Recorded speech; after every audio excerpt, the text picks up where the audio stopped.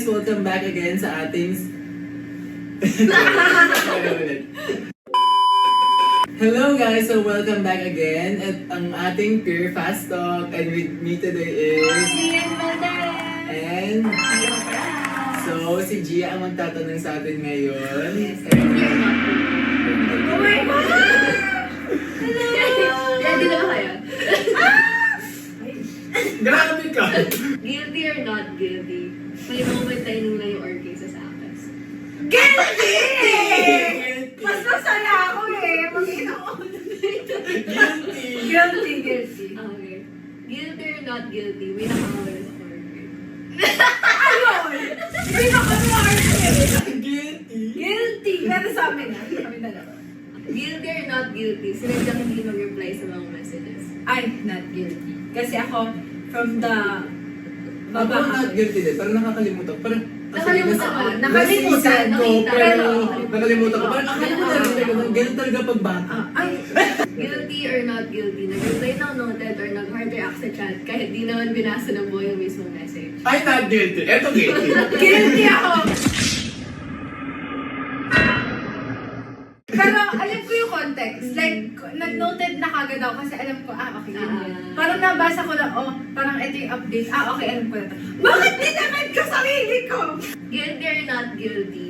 Tinatapos ng mga tasks pero last minute na. Ay, not guilty. Kasi nga Natapos sabi ko, ang mga tasks. sabi ko hindi ako work under pressure. So, eto. Eto. May moments ako Eto. ako guilty. Oo. Guilty or not guilty? Muna ng meeting pero may ibang ginagawa sa tabi. Lagi naman. Ako guilty! Split screen talaga. Guilty or not guilty? Kina-check kung sino mga nag-react sa announcement mo. Oh my God. Guilty. Guilty. Pero ano kasi, parang at least ito nakaka-acknowledge na yung Guilty or not guilty? Sa chat box na lang nag-comment para hindi magsalita. ay, not Not guilty. guilty. Lagi ako nag-mic on. Okay. Guilty or not guilty? Low-key masaya pag hindi natutuloy ang meeting. Ay, not guilty. Kasi, ayoko kasi na, yung nausog din. At saka prepared na din lahat eh. Oo. Sa akin din na guilty. Pero yung sa ating part talaga na guilty ako sa part na yun kasi nag-charge ako tapos na wala sa mother ko. Guilty or not guilty? Nagsimula lang sa task dahil kinall out na. Ay, not guilty. Nagsimula.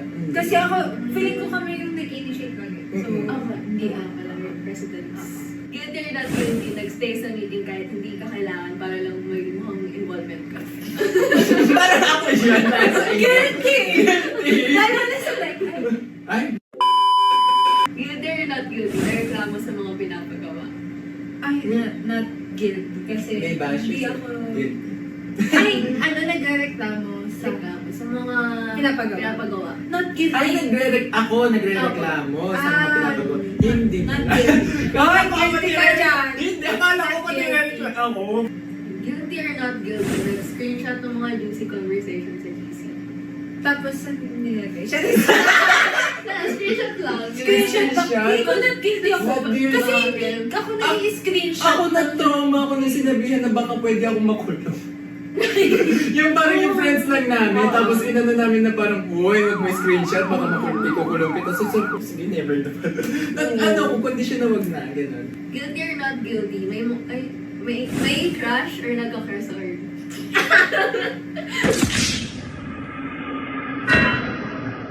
Hoy, guilty tayong dalawa. Guilty! I plead the fifth. Ay! Guilty. Guilty or not guilty? Inulit ng mga ideas dati kasi wala nang maisip. Inulit, pero Yeah. may nirevise. Ganun ako. Guilty ako sa ganun. Guilty. Kasi at least nandun yung thought, pero meron pa rin akong touch of mind na Parang ding research na, ito yung dawa nila, nilabas. pero may part mo na din na dinago mo. Siyempre, Guilty. Siyempre guilty tayo na pinagpapatuloy lang din naman natin yung mga project na iba. Guilty or not guilty? Nag-volunteer sa mga tasks pero nagsisi after. Ay, not Not guilty. guilty. Kasi pagka yung nagsisi, Ah. kasi pagka nag-yes na ako, feeling ko whatever it takes. Kay Selena Gomez naman, sabi niya, regret is for the weak. Gawin ng past mo. Regret is for the weak. Sa akin, regret naman ay parang, bakit mo ni-regret in the first place kung tanggapin mo? Parang, bakit kung mo parang sinayang mo na ang oras mo, pero kung iisipin mo, kaya mo naman yung halagaan din. Yeah. Yeah. Huwag mong i-regret ang bagay na pinandigan. Yeah. Next game. Next Okay. game. Thumbs up or thumbs down? Inaamin ng pagkakamali sa mga tao. Worth it ba maging student leader? Uulit ka pa ba maging leader sa susunod? Uy, shocks. Mas madaling magtrabaho pag may kasamang friends sa org. Mas madali mo magtrabaho pag kasamang crush mo sa org. Oh my gosh! Guilty ako! Nakamotivate eh. May tiwala sa members ng org. Sobra. Sobra yan. Kahit eto, thumbs up.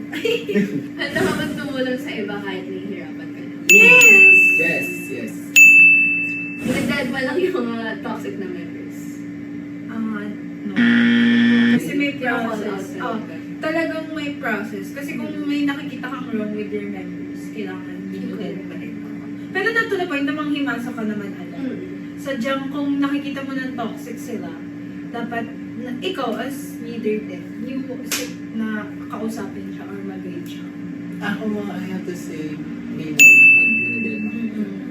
Parang may part kasi nga yung personal na Yes. part namin. Kaya parang dinidema ko naman talaga for profession. Kasi hindi lang kami yung nandun sa work na yun. Is it okay for a leader to hide the truth from their team to protect them from a harsh reality? Or di sila masaktan? Parang both ganun ako. Kasi parang okay siya itago for now, then i-reveal mo na at the right time para maayos na. You need to show your accountability din. Sa akin din. Since, lalo na sa team mo, sa officers mo, may times na, lalo na pag president ka, may mga nalalaman ka unlike them. Like yung scope na nalalaman mo, super full. At sa kanila, parang sneak peek lang. May mga bagay na sinasabi lang sa'yo ng animator mo na hindi mo kagad pwedeng sabihin sa kanila. Pero hindi for long time. Kasi maybe yung information na yun, kailangan talaga yung malaman din ng officers mo. So, ganun din ako kasi it depends with the situation. And with the, sasabihin ko sa kanila. Like, may mga times na ako hindi ka nakakaalam ko may mga resignation, LOA. Ako kasi asignatory. So ako, alam ko talaga yung main reason. Sa akin lang naka-address yung letter. Sa akin lang dumatahan natin. Pero may mga times din na may mga bagay kang alam na pwede mo naman ipaalam din sa mga members. Dapat bang palagi ipagtanggol ng leader ang kanilang team kahit hindi naman siya yung may kasalanan or kayo yung may kasalanan? I would say, same pa rin. Yes. It depends. Kasi, first, syempre nandun ako sa part na team ko siya. Kailangan siya muna yung kausapin ko. And of course, yung another person or another side din. And ako, dapat sa gitna lang ako. Kahit na team ko yun, kailangan i-balance out ko pa rin na baka na may nangyari, may mali talaga. So, ako, as someone na leader, kailangan i-wait in ko, hindi yung kumampi kagad ako sa kanya, gano'n. Pero may mga pagkakataon na alam mo naman na siya lang talaga yung naging representative ng project na yun, tapos ikaw, president ka. So, kailangan manindigan ka rin na tama naman yung officer mo. So, fight for him, fight for her. So, nakadepende siya sa sitwasyon. Yun din. Citation. Fast talk kasi to. Ay, sorry na. Sorry. Fast talk pala. Handa ipasa sa iba yung pagiging leader. Kasi hindi naman to permanent. Like, yun na. Like said, temporary. Yes. Unahin ang organ sa ACADS. Yes na yes. Kahit na dapat student mo na bago leader. Talagang minsan na una. Yes. Okay, last 2 questions. Ito lang. Ituturing na pahinang org. Yes! Sobra! Grabe yung Grabe! nun. Grabe. Thank you guys. Grabe effect nun. Sobra. Okay, last question. Maganda yung ano. After graduation, handa na ba kayo ilagay sa lihan yung mga org? Wala! Wait! Wala! Ito talagang unang gagraduate sa akin. O, someone na 2 sems na lang. Feeling ko, ganun. Kasi, meron pa namang yung pag-graduate kami, meron kaming sa org, sa serve, na parang LSDB. Na pag-graduate ka, pwede ka doon. So, feeling ko, I'll continue to serve pa rin yung org ko kahit na by that way lang. Kasi, ito yung org, or yung mga org na sinalihan ko is isa sa mga main factor din kung bakit pinipili ko pa magpatuloy. Kasi nakaka-burn out talaga yung ACADS lang. Yung organization. Ugali, yung ACADS lang. So parang given na meron akong org ngayon na parang safe space ko and other side of me naman yung pagpapakita ko.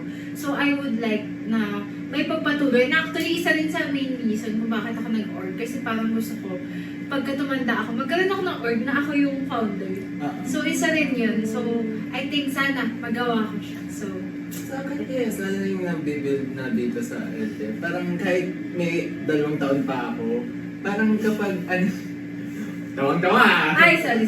Pero hindi, parang since parang kahit 2 years ako, syempre, mental health talaga advocate ko. So parang, susuportan ko pa rin yung LTF no matter what din naman. At saka, ito kasi yung podcast din. Yung parang the highlight talaga ng being one of the founders din or parang the pioneer nito is really a big deal na talaga sa akin and a big achievement na may naiwan ako at mayroon din babalik-balikan din. Sino? Charlotte. Ayun lang yan. So, okay. That's all for today. Yay! Thank you! So, hintayin lang din natin ang ating upcoming podcast. And ito din naman, like and subscribe nyo. So, thank you guys. Thank you guys! Thank you. Bye!